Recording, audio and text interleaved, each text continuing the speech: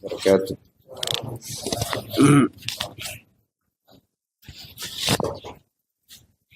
Innal hamdalillah nahmaduhu wa nasta'inuhu wa nastaghfiruh wa na'udzu billahi min shururi anfusina wa sayyiati a'malina. May yahdihillahu fala mudilla lahu wa may yudlil fala hadiya lahu.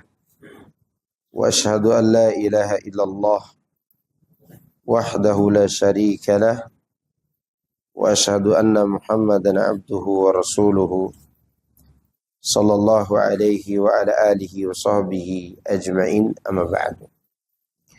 Nah, ikhwani fi din azakumullah, insyaallah malam ini kita masih melanjutkan pembahasan mengenai puasa bulan Ramadan. Pada pertemuan sebelumnya kita membahas tentang keutamaan kemudian bulan Ramadan dan seterusnya. Lalu apa standar masuknya waktu Ramadan? Kewajiban berpuasa Ramadan itu dengan apa? Dengan melihat hilal atau perhitungan waktu? Jawabannya dengan lihat hilal. Disebutkan dari Abu Hurairah radhiyallahu anhu, dia mengatakan Rasulullah sallallahu alaihi wasallam bersabda, "Sumu li ru'yatihi wa aftiru li ru'yatihi, fa in gumma 'alaikum asy-syahru fa'uddu 30." Berpuasalah karena kamu melihat hilal, dan Idul Fitrilah karena kamu melihat hilal. Apabila terjadi gumpalan awan, artinya terjadi mendung, maka genapkanlah bulan Sya'ban menjadi 30 hari. Taib, kasusnya begini. Mengenai hal ini, pernah terjadi di negara kita ini beberapa tahun yang lalu. Pemerintah menentukan bahwa malam ini belum terlihat hilal. Berarti puasa bukan besok, namun lusanya. Begitu maghrib lusanya, hilal itu sudah menggambarkan 2 hari. Bukan 1 hari. Oke? Kan beda besarnya kan. Dilihat, kayaknya udah 2 hari nih hilal. Artinya malam ini diindikasikan ada hilal. Tapi karena terhalang awan, nggak kelihatan. Ternyata 2 hari kemudian kita puasa, bisa besok nggak puasa kan? Hari Selasa. Rabu kita puasa. Karena besok tuh menggenapkan 30 hari Sya'ban. Kita puasa hari Rabunya. Begitu kita lihat maghrib hari Rabu. Nah, ini kayaknya udah 2 hari ini hilal. Artinya udah lebih. Afwan, malam Rabu. Malam Rabu kita lihat hilal. Kan Selasanya kita 30 harinya. Nah, begitu masuk maghrib malam Rabu, hilal udah kelihatan 2 hari nih. Berarti kemarin tuh udah ada hilal. Dilihat-lihat, ini bukan hilal baru muncul, tapi ini udah 2 hari. Nah, apakah standar melihat itu melihatnya atau ukurannya? Ukuran atau melihat? Kalau dari hadisnya apa? Melihat. Standarnya adalah melihat, bukan ukuran. Jelas? Iya. Karena sudah digenapkan 30 hari. Beda kalau lewat 31 hari. Nah, itu udah kelewatan namanya. Oke? Jadi kalimatnya sumu li ru'yatihi.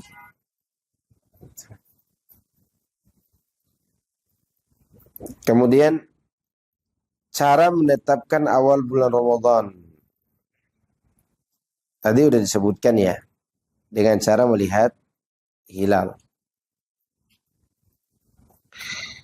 Demikian juga menetapkan akhir Ramadan dengan cara melihat hilal juga. Kemudian orang yang wajib melaksanakan siam, siapa saja yang wajib melaksanakan siam? Muslim. Berarti orang kafir tidak wajib. Orang kafir tidak wajib.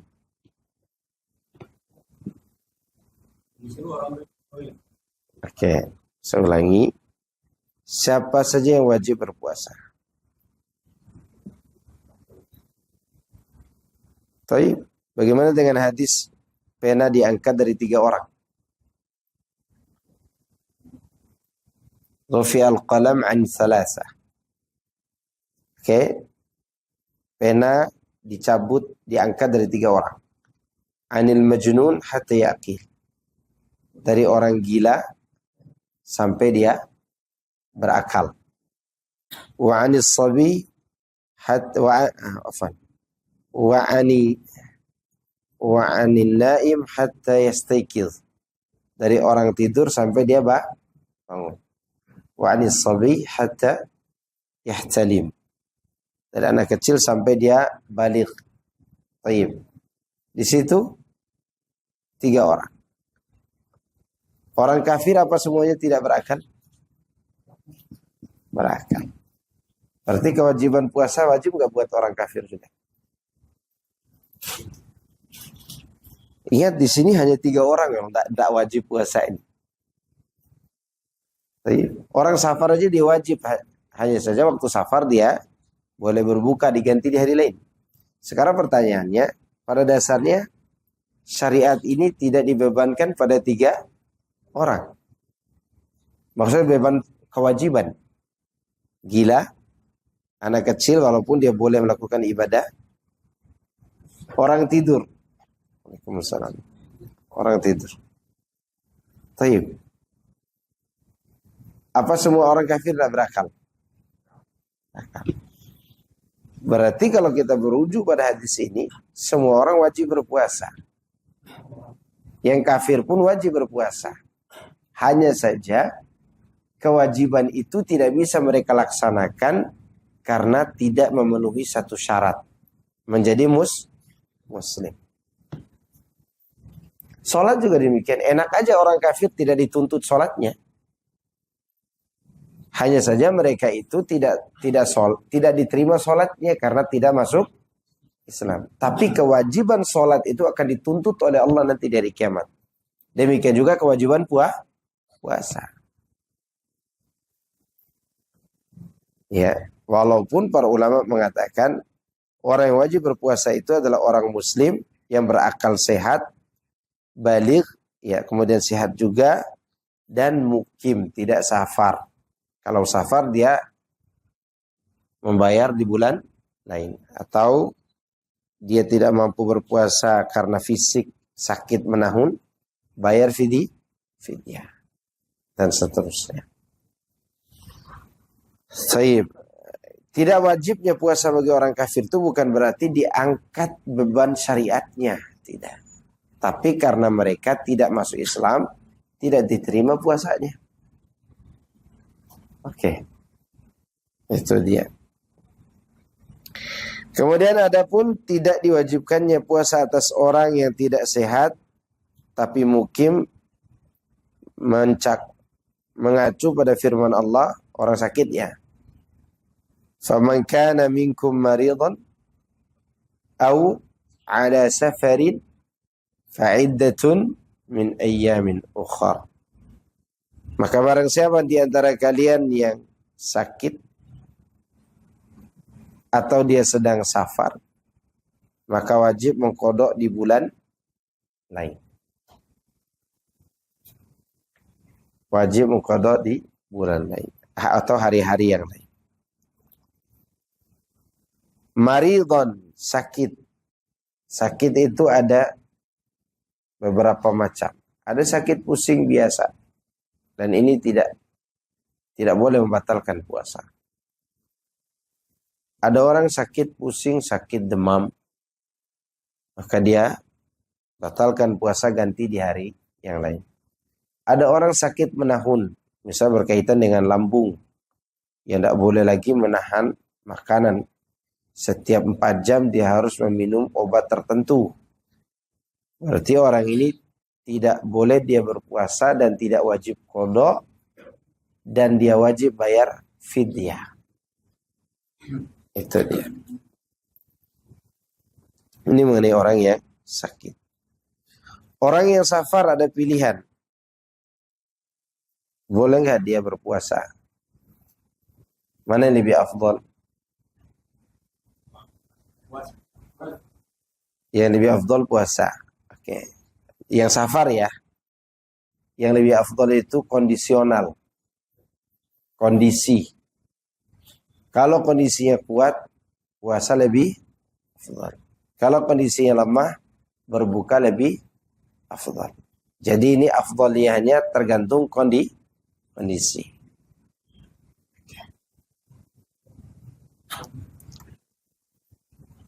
Dalilnya dari Abu Sa'id Al-Khudri radhiyallahu anhu. Kata beliau, "Kunna naghzu ma'a Rasulillah SAW fi Ramadan.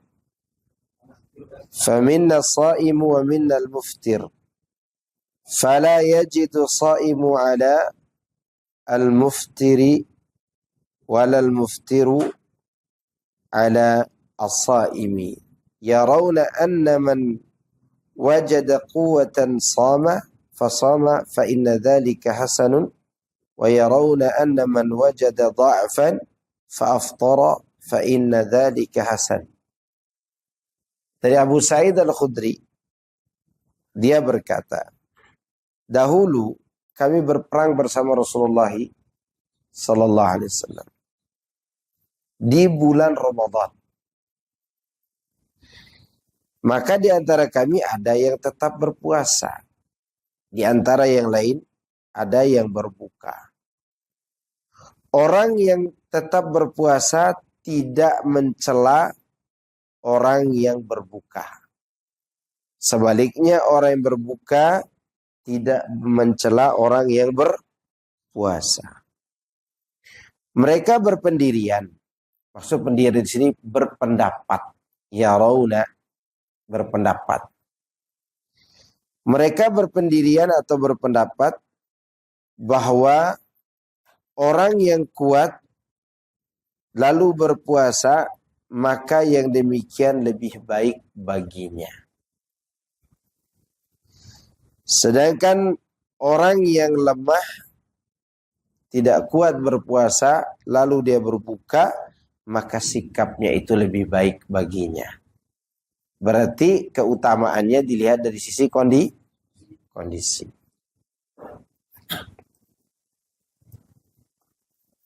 Makanya nanti kalau ada orang lagi safar, kondisi dia pulang safar. Kondisi dia pulang apa? Safar. Dalam perjalanan pulang dia kuat. Tetapi di rumah, istri yang menantinya baru saja selesai dari haid.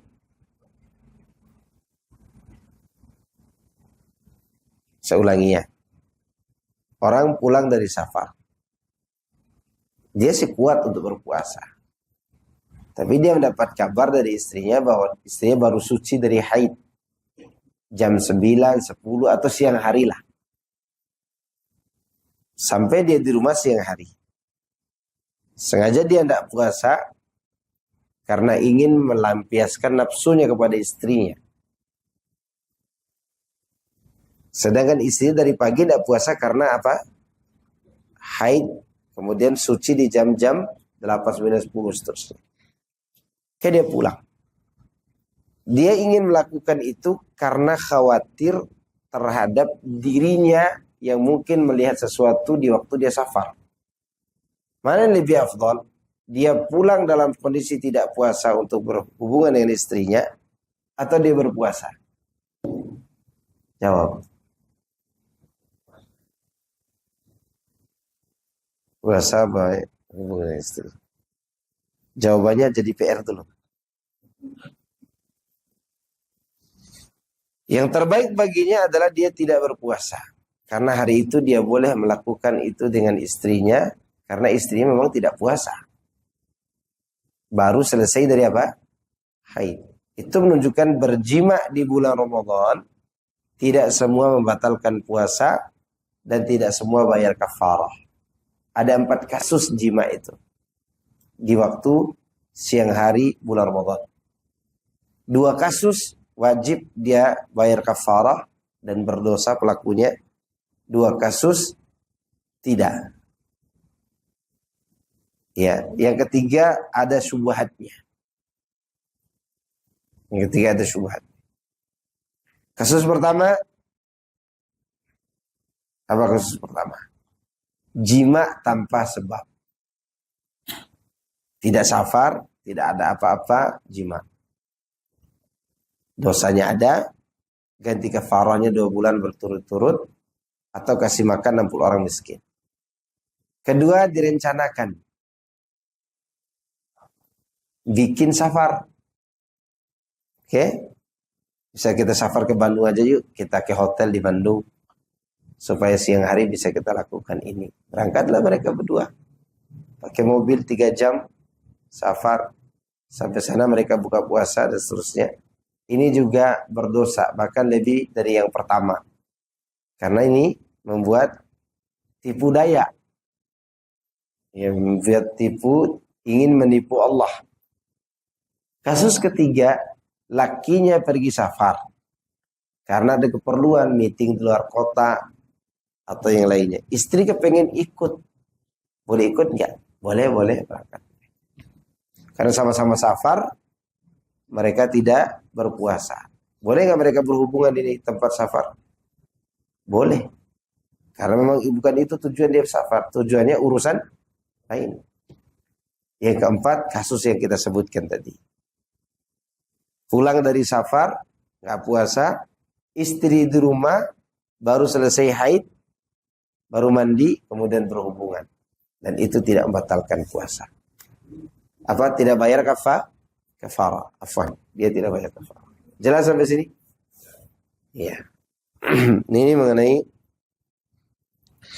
orang yang mana lebih afdol berpuasa atau tidak dalam kondisi safar, entah itu berangkat maupun pulang. Jadi lihat kondisi antum. Kalau kondisinya kuat menahan syahwat, afdolnya puasa. Tapi kalau tidak kuat, afdolnya gas aja dulu gitu kan. Gitu. Oke. Kemudian hal-hal yang wajib dilakukan dan apa namanya ini? Hal-hal wajib dilakukan oleh kakek-kakek tua dan nenek-nenek tua yang tidak sanggup berpuasa. Apa yang dilakukan? Bayar fidyah. Dan itu dilakukan oleh Anas bin Malik radhiyallahu anhu. Ketika dia sudah tua, dia bikin makanan 30 porsi lalu dibagikan kepada fakir miskin. Sekaligus boleh, bertahap boleh. Dan masuk di dalamnya orang yang sakit menahun. Sakit apa? Menahun. Yang tidak mungkin sembuh kata dokter. Bagaimana kalau kasusnya begini? Seorang datang ke dokter. Umurnya mungkin baru 38 tahun lah. Atau sekitar 40. Kata dokter, sakit Anda ini udah tidak boleh puasa lagi. Karena Anda sudah bergantung pada obat. Ini obatnya. Maka selama dia sakit itu, dia tidak berpuasa, dia bayar fidyah. Qadarullah, 5 tahun kemudian dia ketemu obat herbal misalnya. Obat yang bisa menyembuhkan sakitnya. Oke? Ternyata sembuh. Dan dia bisa puasa. Bagaimana dengan status puasanya 5 tahun yang lalu? Kan fidyah itu untuk orang yang sudah tidak mungkin sembuh. Tapi ini sembuh ini. Gimana kasus puasa 5 tahun yang lalu? Apa wajib dia qadha? Hah? Tidak. Karena sembuhnya ini di luar penelitian ahli kesehatan. Menurut ahli kesehatan tidak mungkin sembuh. Berapa banyak penelitian itu meleset? Ya enggak? Banyak melesetnya. Maka saya pernah temukan orang yang dihukumi dokter di Singapura sama Malaysia dan Indonesia, umur Anda tinggal 3 bulan. Dia ke Indonesia, di Indonesia ngomong begitu, dia bawa ke Singapura juga begitu, dibawa ke Malaysia juga begitu. Semua dokter itu sudah sepakat umur Anda tinggal 3 bulan. Karena kemo kanker, jantung, dan seterusnya. Komplikasi. Pulang. 3 bulan kemudian yang meninggal dokter-dokter tadi. Dan dianya hidup sampai 2023 kemarin. Karena 2023 ini, ya 2023. Karena 2023 anak yang sholatkan jenazahnya. Dari 2009 sampai 2023 di itu. Nah, boleh jadi orang-orang kayak tadi bisa sembuh sakitnya. Nah, ketika terjadi kesembuhan setelah diadakan penelitian oleh ahli kesehatan, maka penelitian itu tetap berlaku hukum pada orang ini. Hukum apa? Bayar fidyahnya sah dan tidak perlu qadha. Tapi ketika dia sembuh, wajib dia berpuasa. Wajib dia berpuasa. Gitu. Wanita haid dan wanita hamil dan menyusui bagaimana? Bayar fidyah atau qadha? Qadha atau bayar fidyah? Ada yang pernah dengar ceramah Ustadz enggak? Bahwa wajib dia kok qadha. Oke, itu hak seorang untuk memilih pendapatnya. Ya, maka di sini kita akan bawakan pendapat seorang sahabat Nabi atau 2 orang sahabat. Di antaranya adalah Ibnu Abbas dan juga Ibnu Umar radhiyallahu anhum. Ibnu Abbas mengatakan, ya, "Idza khafatil hamilu ala nafsiha wal murdi'u ala waladiha fi Ramadan, qala yuftirani wa yut'imani makana kulli yawmin miskina wa la yaqdiyani sawma." Ini ada tambahan nih kalimat ini. Lebih menguatkan lagi.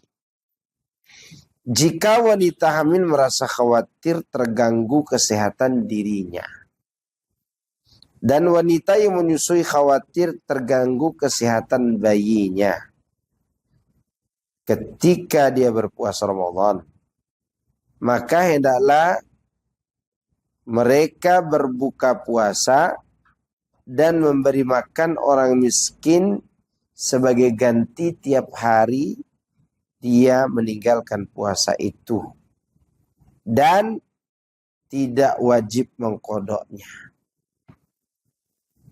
Ungkapan siapa ini? Abdullah bin Abbas. Athar ini sahih, disahihkan oleh Syekh Al-Albani rahimahullah, dan dinisbatkan kepada Al-Imam Tabrani, dan ia berkata sanadnya sahih sesuai dengan syarat Al-Imam Muslim. Nah, kalau ada yang mengatakan wajib qadha, berarti dia memperselisihkan keabsahan athar ini. Dan itu hak dia, hak seorang ulama, hak seorang ustadz. Oke. Tapi sementara yang kita tahu athar ini sahih. Ya. Ini dari Ibnu Abbas radhiyallahu anhuma. Dari Ibnu Umar radhiyallahu anhuma, dari Nafi kemudian dia berkata, "Kanat bintun لابن عمر تحت رجل من قريش وكانت حاملا فأصابها عطش في رمضان فأمرها ابن عمر أن تفطر وتطعم كل يوم مسكينا."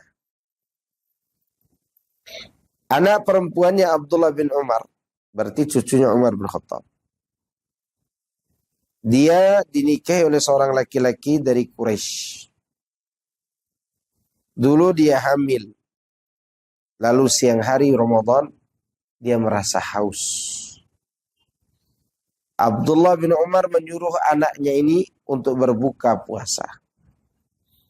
Dan menyuruhnya untuk memberi makan orang miskin setiap hari. Oke. Ini namanya membayar fidyah.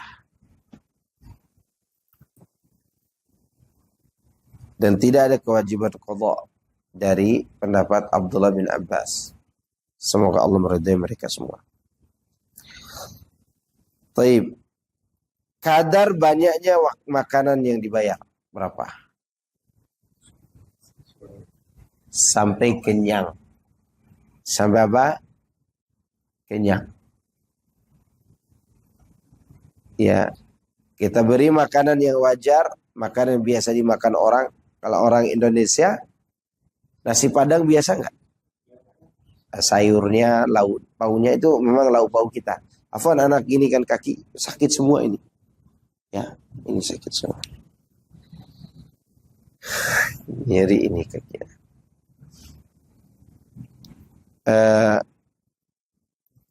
Nasi, lauk pauk yang biasa dimakan orang. Kalau di Saudi, roti, bisa aja kurma, ya kan? Pokoknya biasa dimakan orang. Makanan pokok.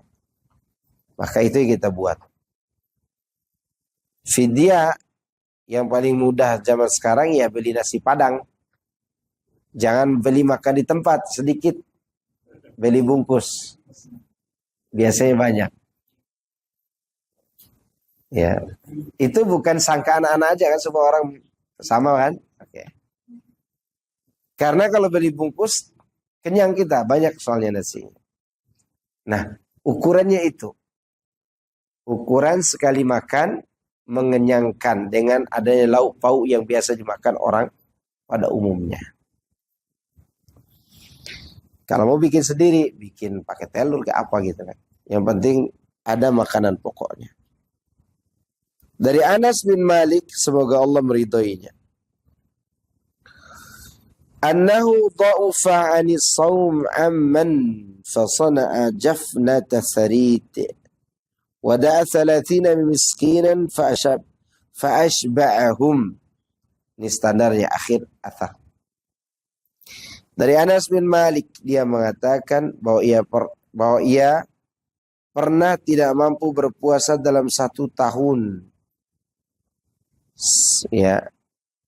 Lalu ia membuat 1 bejana tharid. Tharid itu adalah makanan roti yang diremukkan dan direndam ke dalam kuah.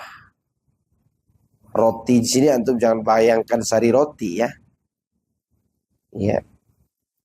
Antum tahu yang dibuat kebab itu juga dinamakan roti yang lempeng. Nah, kuahnya ini, sarit ini kuahnya boleh jadi ini apa namanya itu? Apa sih yang kepala kambing dikasih kuah apa? Kari.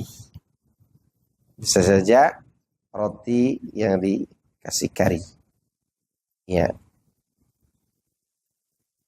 Dia membuat makanan itu dan memanggil 30 orang miskin. Kemudian beliau membuat mereka kenyang.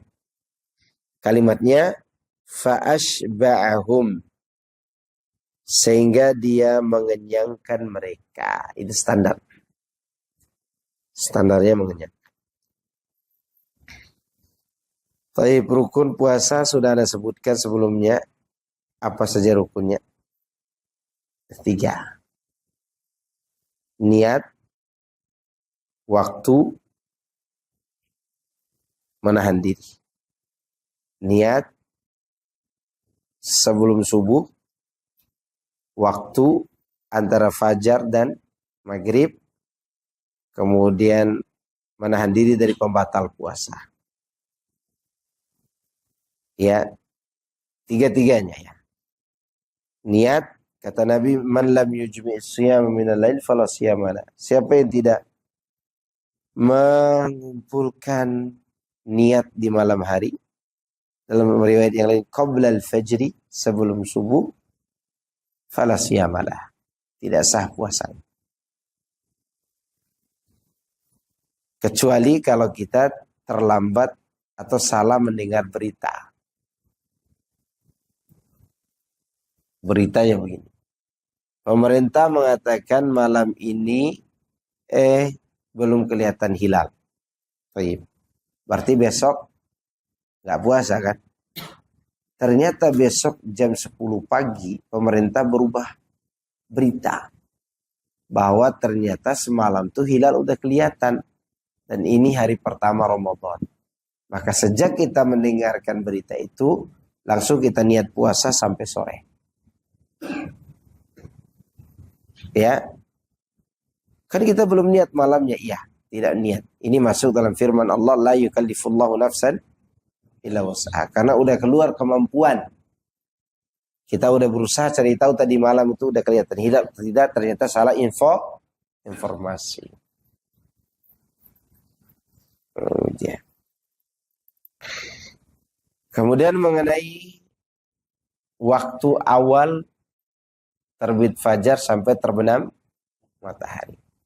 Ingat ya, waktu ini dibangun di atas perkiraan. Di atas apa? Perkiraan. Lah kenapa? Apa kaitannya perkiraan? Iya, nanti akan ada hal-hal yang buat orang was-was kalau tidak disampaikan begini. Saya mau nanya, terjadi nggak saat ini adzan maghrib 1 menit sebelum adzan di sini? Ya kan? Ada yang 30 detik, ada yang 1 menit lebih cepat, ya kan? Dan itu tidak mudarat ketika dia salah. Kenapa? Karena waktu ini waktu diperkirakan. Bangunan waktunya apa? Perkiraan ringan. Sewajarnya. Sehingga nanti ketika ada ibu-ibu haid di 30 detik sebelum berbuka, sebelum adzan maksudnya, atau sebelum waktu yang di jam ini, maka apakah puasanya sah atau batal? Ingat ya, dia dari pagi sampai sore ini berpuasa nih. 30 detik sebelum waktu yang diperkirakan itu sampai, dia haid. Masih ada 30 detik lagi nih, dia haid. Apakah puasa dia hari itu wajib diqadha? Kenapa? Perkiraan. Itulah enaknya belajar ilmu. Kalau enggak, ini ibu akan qadha itu puasa. Karena belum ada waktu itu yang pasti. Diperkirakan sudah terbenam kan. Ya, kalau sekiranya salah juga setelah diperkirakan dengan perkiraan yang wajar tadi, maka kesalahan itu tidak mudarat untuk puasanya. Mana dalil? Nabi pernah berbuka di waktu gelap. Waktu gelapnya maksudnya adalah mendung. Nabi mengira sudah tenggelam matahari ya. Selesai berbuka, nongol lagi. Masih kelihatan matahari. Maka tetap mereka lanjutkan puasa, kemudian berbuka lagi setelah itu. Kasus kedua, Nabi sedang berbuka di bawah, di tanah. Ada sahabat naik punuk onta. Kata sahabat, ya Rasulullah, kalau di atas sini matahari masih kelihatan, ente turun berbuka. Disuruh turun untuk berbuka. Kenapa? Karena standarnya perkiraan di bawah, bukan di atas gedung yang paling tinggi. Itu di atas punuk onta, apalagi di atas Monas. Udah tidak bisa jadi standar. Jelas enggak? Ini yang disebut dengan perkiraan. Sama dengan awal waktu. Kita lagi minum adzan subuh. Maka lanjutkan minumnya. Kenapa? Karena masuknya waktu subuh itu juga dibuat dengan perkiraan. perkiraan. Kadang kita mendengar orang adzan subuh setelah selesai adzan di musola ini. Ya kan? Kadang kita di sini belum adzan, 2 menit kemudian sebelumnya sudah ada yang adzan. Semuanya dengan apa? Perkiraan yang berdekatan. Ketika antum sahur lagi makan, tiba-tiba adzan, antum lanjutkan minum. Dan insya Allah salah pun kondisinya, tetap disahkan ibadahnya karena kaedah tadi. Ini berbicara tentang rukun kedua. Waktu. Taib. Rukun ketiga apa? Mana dari pembatal? Mana pembatal sudah kita jelaskan. Apa aja? Makan, minum dengan sengaja. Berarti tidak sengaja? Sah. Oke. Bagaimana dengan orang yang tidak makan dan minum? Dia butuh memasukkan sesuatu melalui kerongkongannya. Seperti alat untuk memeriksa bagian dalam lambung yang dimasukkan lewat apa? Saluran makanan. Dari sini. Batal nggak puasanya? Kenapa? Melewati saluran masuknya makanan. Itu kaedahnya. Kaedahnya pembatal puasa itu diantaranya adalah semua yang melewati saluran masuknya makanan dan minuman. Berupa benda yang terlihat. Ya. Kalau ada yang mengatakan kan bisa nanti kan dikeluarkan lagi. Ya. Masalahnya dia sudah masuk melewati itu.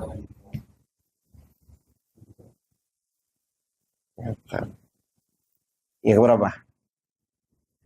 Kedua, jima. Sudah dijelaskan tadi ya. Jima itu ada 4 kasus. Jima itu ada berapa kasus? 4. Sekarang permasalahannya keluar mani karena bercumbu. Bukan jima. Bukan keluar madi nih. Madi tidak mudarat sama sekali. Sekarang keluar mani karena bercumbu. Dan terasa keluarnya. Dan terjadi keletihan.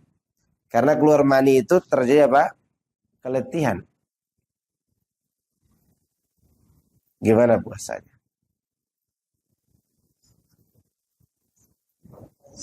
Batal atau tidak? Batal atau tidak? Tidak batal tapi wajib mandi junub. Kenapa? Karena dia tidak berjima. Masalahnya keluar karena sebab lain. Ini bedanya antara ihram dengan puasa. Ihram jangan kata keluar sesuatu. Antum godain istri waktu ihram itu nggak boleh. Godain istri waktu ihram itu nggak boleh. Apalagi sampai bercumbu. Nah puasa dibolehkan bercumbu, keluar sesuatu tanpa melalui jima, itu tidak mudaratkan puasanya. Seperti madhi. Ya kan madhi keluar kalau orang bercumbu, apalagi pengantin baru. Ya. Ini menunjukkan bahwa tidak mudarat. Yang mudarat itu jima. Bagaimana dengan onani? Khilaf para ulama tentang itu. Adapun mereka mengatakan batal puasanya saja, tapi tidak membayar kafarah. Dan dia tidak boleh makan seharian. Walaupun puasanya sudah apa? Batal. Itu dia. Maka hati-hati dengan hal-hal yang memudaratkan puasa kita. Apalagi muntah dengan sengaja. Muntah dengan sengaja. Kata Nabi SAW, man dara'ahul qai' falaysa alaihi qadha'. Wa man istaqa'a fa'amdan falyaqdi. . Siapa yang terpaksa muntah Kalimatnya dzara'a, muntah itu menguasai dia maksudnya gitu. Keluar tanpa diinginkan. Maka tidak wajib dia qadha, artinya puasanya sempurna. Siapa yang sengaja muntah, maka haruslah mengqadha. Pertanyaan begini. Setiap pagi kita itu sendawa, gitu kan? Karena mungkin terlalu banyak makan sahur. Nggak keluar sampai di sini.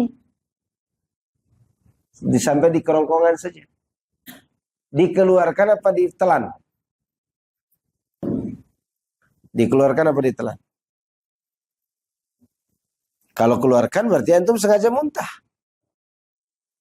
Oke? Kalau ditelan? Sengaja telan. Oke, jawabannya karena dia sebelum fajar dia sudah menjadi benda bagian dalam tubuh. Jadi semua benda bagian dalam tubuh kita ini tidak membatalkan puasa. Termasuk ludah. Jelas? Tapi sengaja mengeluarkannya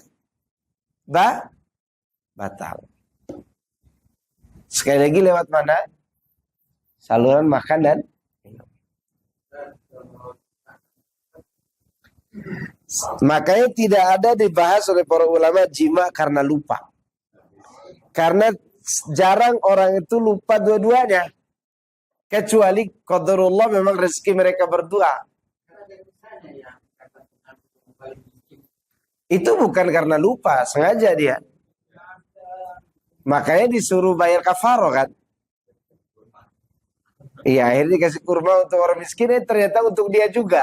Karena dia paling miskin di kampung itu. Itu bukan karena tidak sengaja, sengaja dia. Karena orang yang jima itu jarang ada yang lupa. Kenapa? Kalau dia lupa, istrinya mengingat. Kecuali istrinya baru bangun tidur, lagi ngigo, dia lupa. Nah, terjadi sesuatu.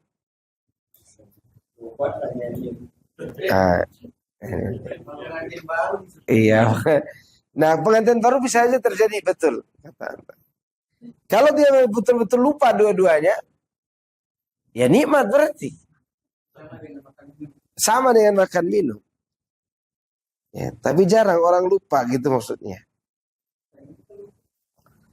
Kemudian yang tidak ada di zaman klasik, pembatalnya adalah infus. Itu pun infus ini diperselisihkan batal dan tidaknya. Yang lebih dekat kepada kehati-hatian karena dia mengganti makan dan minum batal.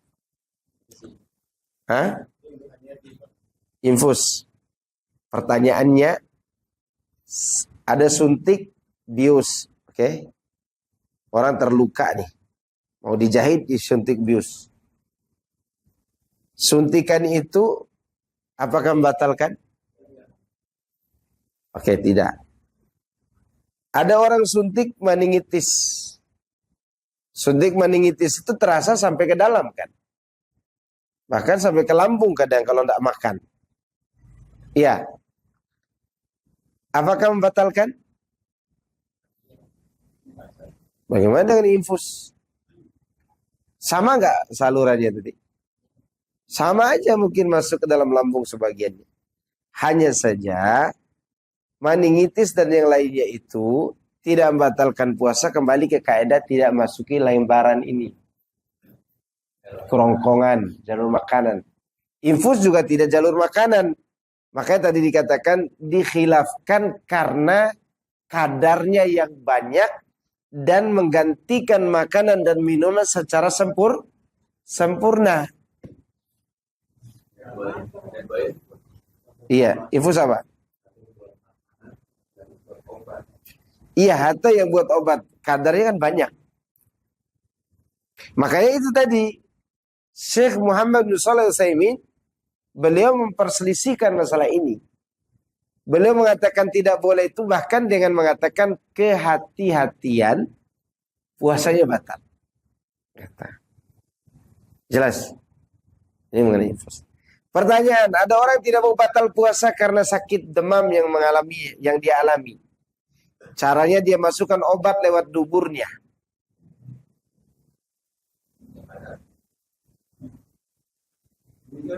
Ya. Ada nggak obat lewat dubur? Ada, baik buat orang besar maupun orang kecil ada. Ketika dia masukkan obat dari bawah dan sakitnya sembuh, demamnya turun, batal nggak puasanya? Kenapa? Karena bukan lewat jalur makanan. Lagian juga obat itu tidak ke lambung kan, tapi usus bagian bawah. Iya, ada orang demam gitu, gitu. Dia khawatir malas mengkodok di bulan lain. Lalu dia pakai obat itu. Gimana?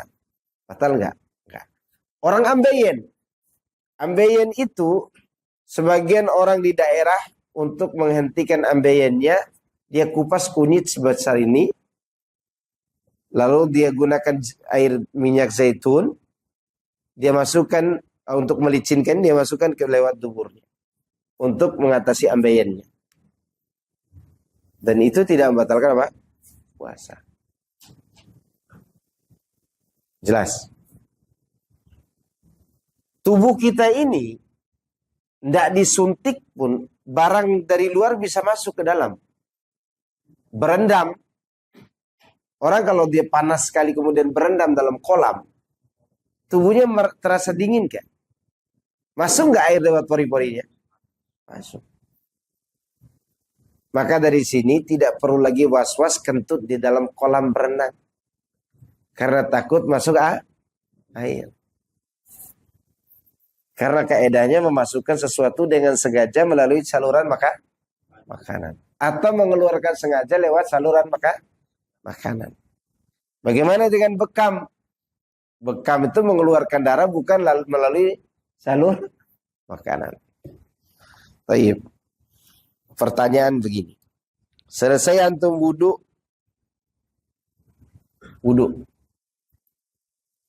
Selesai antum wudhu. Ada sisa air nggak di pipi antum dalam? Ada kan? Sebelum wudhu terasa ludah kita pahit. Begitu selesai wudhu terasa air. Sudah kita buang-buang itu supaya tidak ada lagi bekas airnya. Begitu kita rasakan lagi, masih rasa air. Boleh nggak ditelan? Kenapa? Berarti kaidahnya masyakoh. Berat. Gimana? Apa kita usap-usap pakai tisu gitu? Bagian dalam. Nggak bisa. Karena bagian tubuh kita ini cepat menyerap air. Di sebagian tempat ini. Maka Nabi SAW kalau lagi panas, beliau dinginkan tubuhnya dari atas kepala, tenggorokannya juga dinginkan pakai air. Maka kalau antum misalnya memilih naruh es batu di lehernya, boleh nggak? Boleh nggak? Boleh. Kalau bisa kepalanya masukkan ke dalam freezer, biar dimarahi istri sekalian. Iya.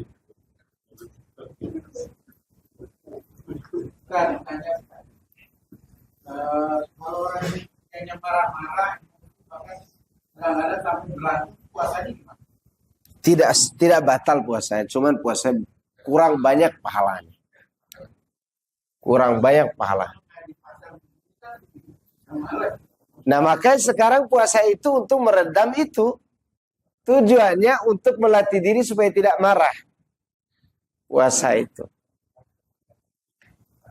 Nah, puasa itu untuk melatih diri supaya tidak marah. Iya. Biasanya itu bikin marah di jalan, betul. Bikin marah di jalan.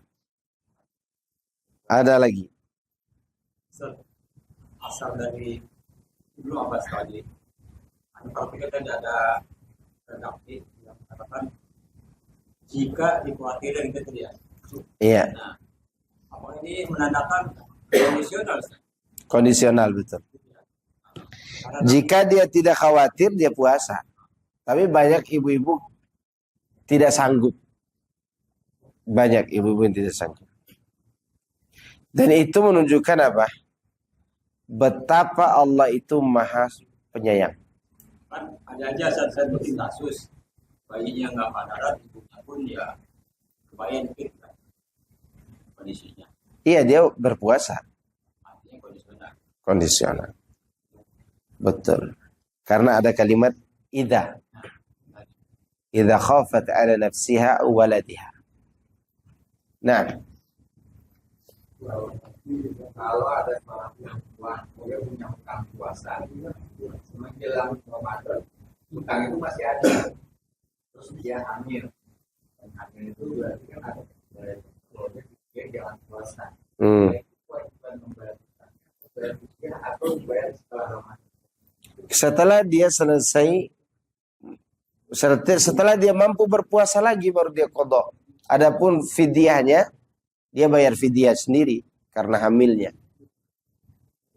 Iya, beda. Tetap harus dibayar.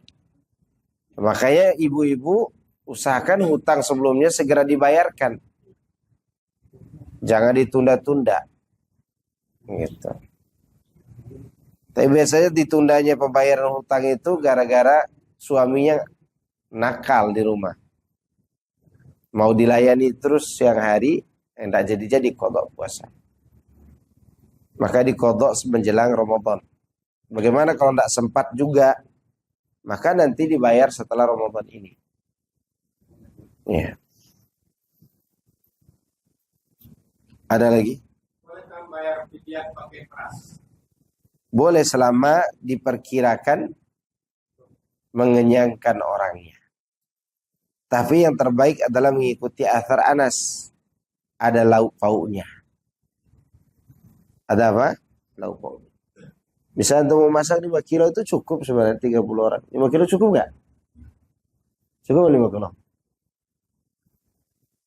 Cukup nggak? 30 orang. Atau 10 kilo lah.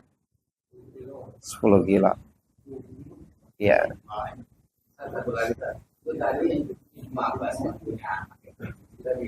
Ibnu Umar.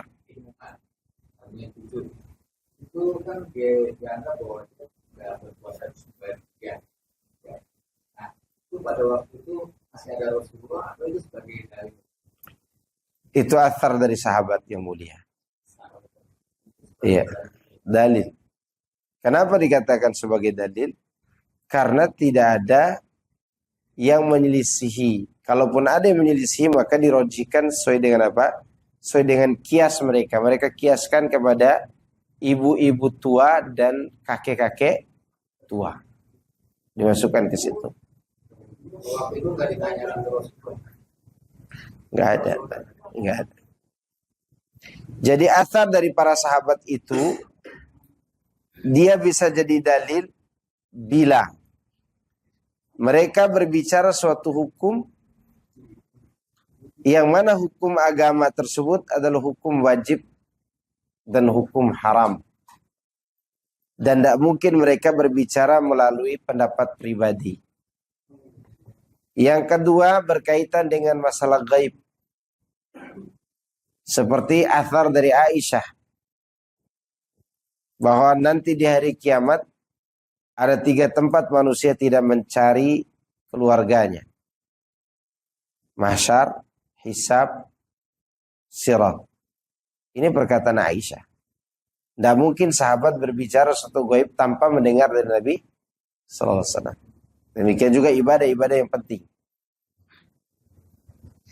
Kecuali yang mereka sampaikan itu adalah perkara-perkara Israiliyat, cerita-cerita yang butuh diteliti. Ya. Butuh diteliti.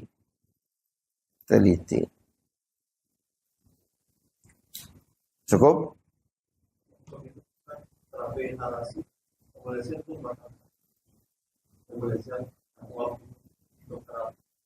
Wallah alam ya. Gimana prosesnya?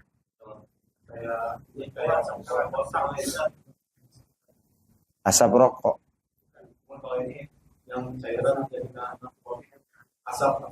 Oh, dia cairan. Cairan dirubah juga. Ya tapi masuk ke dalamnya tetap uap cairan kan. Jadi asap. Jadi kalau tinggal di dalam kita enakan. Ya iya membatalkan. Kalau dia cairan kan. Sama seperti gas itu kan cairan. Gas LPG kan.